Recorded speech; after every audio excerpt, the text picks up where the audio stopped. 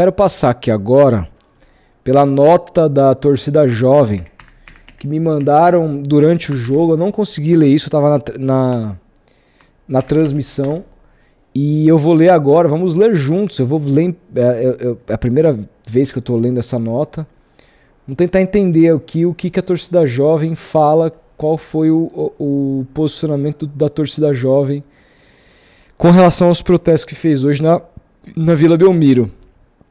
Nesse momento, a torcida jovem do Santos se manifesta nas arquibancadas da Vila, ocupando o nosso lugar nas arquibancadas. Espaço que o torcedor santista conquista desde 1916 para, de maneira prática, expressarmos o descontentamento com a gestão Marcelo Teixeira. Caralho, pela primeira vez, a torcida jovem criticando publicamente o Marcelo.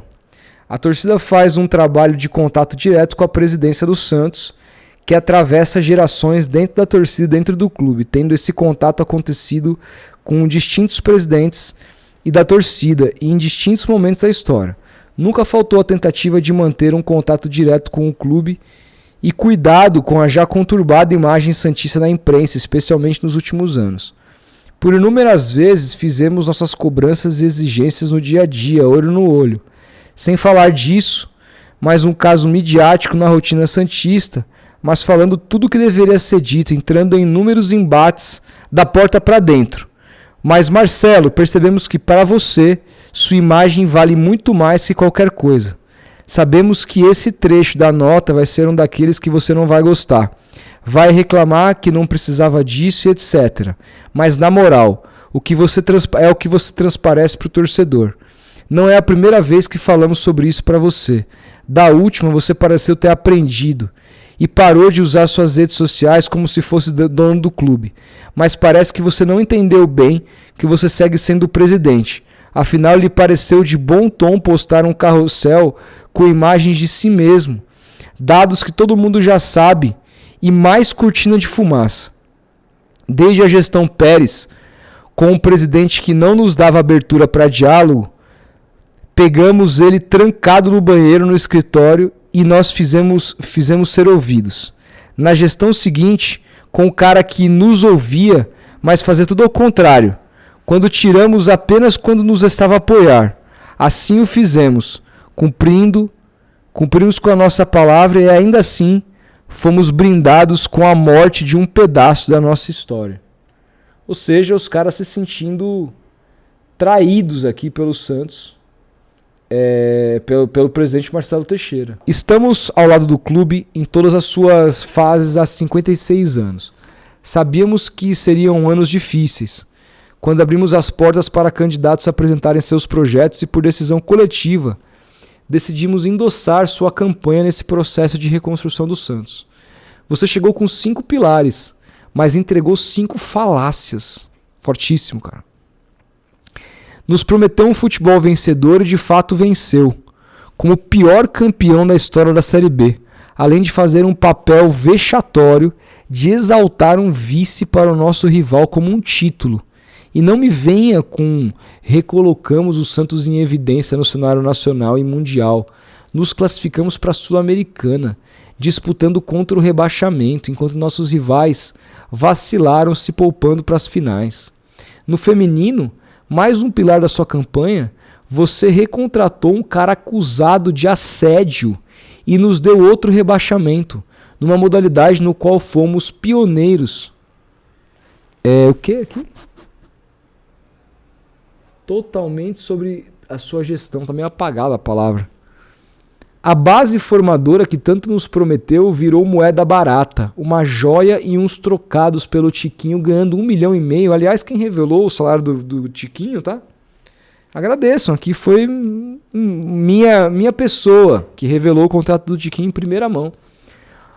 Ou vender promessas para um país em guerra antes de terem oportunidades no profissional, parece razoável. Nos prometeu uma marca mais forte, e de fato isso aí conseguiu entregar um pouco a chegada do Neymar, mas ao mesmo tempo teve a cara de pau de olhar na nossa cara e falar que estava trabalhando para comprar a marca Pelé, e depois simplesmente a vimos na mão de um empresário que tem relações com o clube, mas não é o clube. Você mentiu ou foi passado para trás? Por último, mas não menos mentiroso, o pilar da arena do CT, sem falar das decisões estratégicas questionáveis que foram tomadas. E outra mentira contada na nossa cara sobre um CT na capital. A cada crise as pautas ganham um novo capítulo, mas nunca uma conclusão. Sem esquecer da SAF, que foi uma pauta de campanha, mas você gosta de usar para agradar os desesperados por um dono que não seja você. Mas isso aí tudo bem.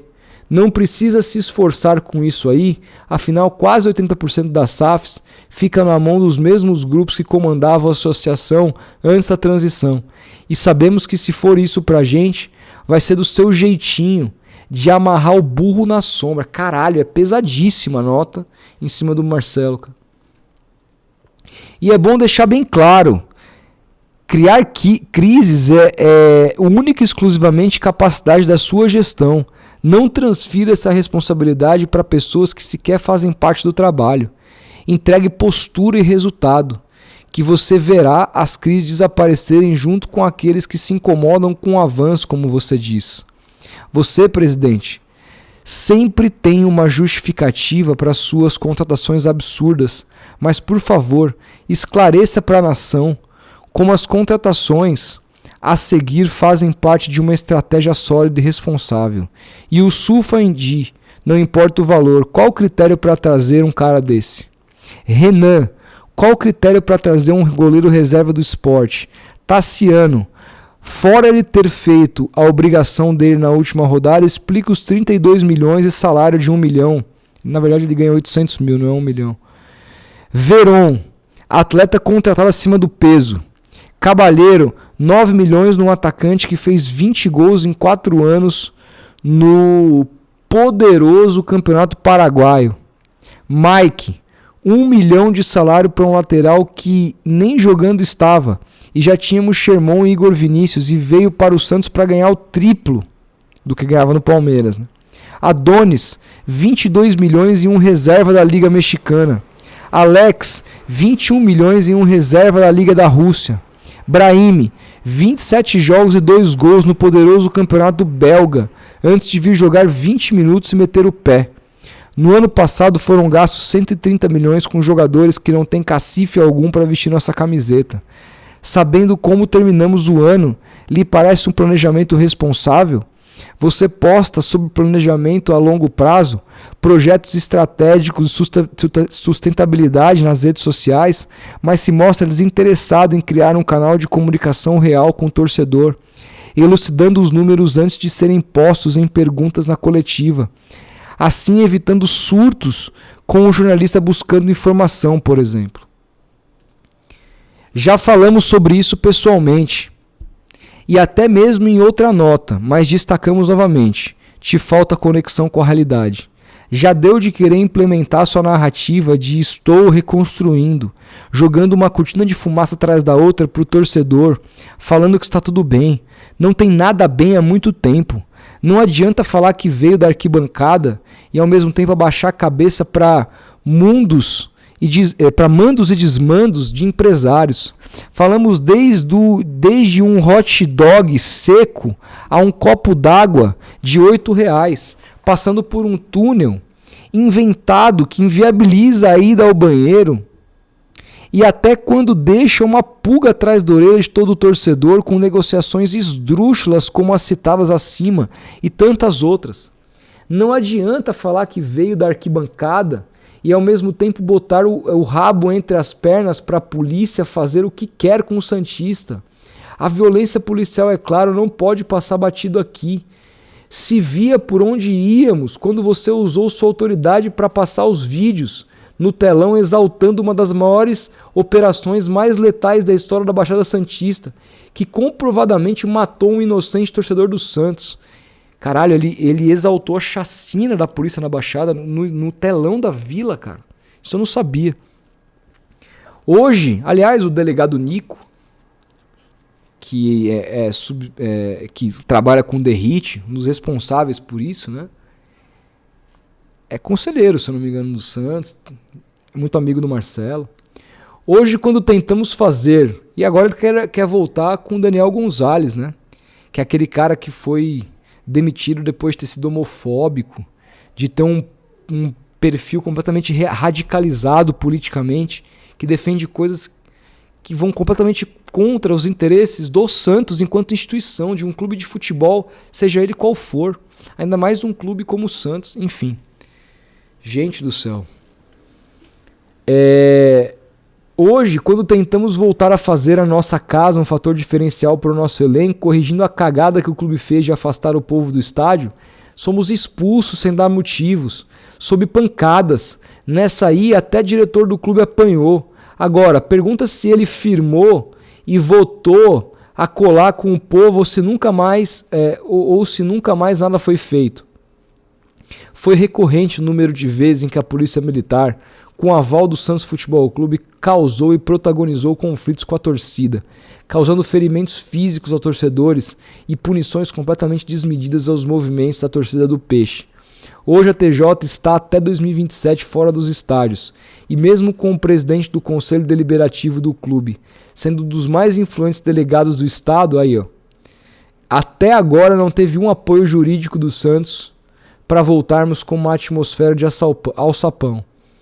Tanto nessa punição imposta em decorrência de uma má confusão que se alastrou por conta da violência policial na última rodada de 2025, quanto na punição após o jogo no Morumbi, em que o Santos foi desleixado na segurança, negando as recomendações nossas e policiais, com preguiça de reorganizar a venda de ingressos. A gota d'água foi o último compromisso do Peixe na capital, onde o santista foi morto em um procedimento padrão. Sim, padrão, eles vivem jogando viaturas blindadas e cavalos para cima da gente. Por mais que o Santos queira jogar para debaixo do tapete, sem nenhuma nota de pesar, uma mísera hashtag pedindo por justiça. O santista tem nome, sobrenome e tem muita história. Alex Nunes do Carmo. Para quem vive a Vila, o Acarajé. Mais um Zé brasileiro que viveu lutando contra tudo de ruim que o sistema tinha a oferecer, como dependência química, acidente em um trabalho mal remunerado e problemas psicológicos. Encontrou na Vila Belmiro e no Santos a sua casa, sempre em posição de guarda, na sua mente protegendo a nossa casa e nossos atletas da base. Em retribuição, foi atropelado por uma máquina de guerra de quase 20 toneladas, a 50 metros de um portão do estádio, que o Santos foi mandante, num jogo sem rivalidade alguma. O clube não moveu uma palha. Poderia ser qualquer um dos 30 mil santistas que pagaram caríssimo para ver aquele jogo. Ou pode ser que você esteja lendo na próxima vez que for ao estádio. Ou pode ser você que esteja lendo na próxima vez que for ao estádio. A certeza é que nunca será o estudante de direito, filho de um engravatado que toma as decisões. Falamos do campo, de negócios e terminamos falando da morte de um torcedor no jogo do Peixe. Em todas as situações, em comum, há o descaso e a falta de noção do que é ser do povo santista. Não seremos ingênuos de pedir sua renúncia. O ego do doutor não o deixaria. Além do mais, sabemos que quem viria depois é igual ou pior. O que mais nos aflige é saber que você não é um dirigente ingênuo, mas age como um, já que você e seus comandados não tomam decisões ouvindo seu torcedor. Exigimos que porte-se com responsabilidade e seriedade, que é pertinente a quem exerce esse cargo e defende exclusivamente os interesses do clube com mais história no planeta de sua gente. Para mim, assim, a gestão do Marcelo Teixeira acaba aqui nessa nota. Essa nota destrói o Marcelo Teixeira e é um resumo de tudo que nós vemos falando há 2 anos dessa gestão. Parabéns à torcida jovem por essa pedrada, uma pedrada, essa nota. E precisou, né, torcida jovem, ser banida dos estádios, precisou um torcedor morrer. Poderia não ter esperado tudo isso acontecer, né? Eu estava lá no Morumbi, no 6-0 pro Vasco, quando vocês viraram de costas, xingaram o Kleber Xavier e não tiveram uma palavra contra o Marcelo Teixeira. Poderia ter vindo antes. Poderia ter vindo antes. Mas antes tarde do que nunca, como diria minha mãe, né? Antes tarde do que nunca. Que bom que veio. Que bom que vocês se manifestaram. Que bom que voltaram os seus canhões ao quem merece. O Lucas Silva aqui fala, não gosto de torcida organizada, mas tá de parabéns a TJ. Tá de parabéns. De novo, isso aqui deveria ter vindo há muito tempo. Precisou vocês serem banidos do estádio, precisou morrer gente, precisou o Santos entrar nessa crise, precisou da nota do Marcelo Teixeira, quando tava na cara tudo isso. Quando vocês foram cobrar, e não foi nem vocês, foi a Sangue que foram cobrar depois da goleada, que ameaçaram o Guilherme, o presidente estava na faculdade, vocês sabiam, e foram no CT para cobrar jogador e ameaçar jogador. Não foram fazer nada com o presidente. Não foram conversar com o presidente. Então, pelo menos agora, voltaram os seus rojões a quem se tem que voltar, que é o presidente. E essa nota é fortíssima e acaba com toda a moral que o Marcelo teve. Está ruindo, Marcelo. Está ruindo. A pergunta que eu faço é o que vai acontecer se o Santos cair no Paulista, se passar pela maior vergonha de sua história? O que vai acontecer? Se eu fosse você, eu renunciaria hoje. Iria embora hoje. Acabou, Marcelo. Acabou.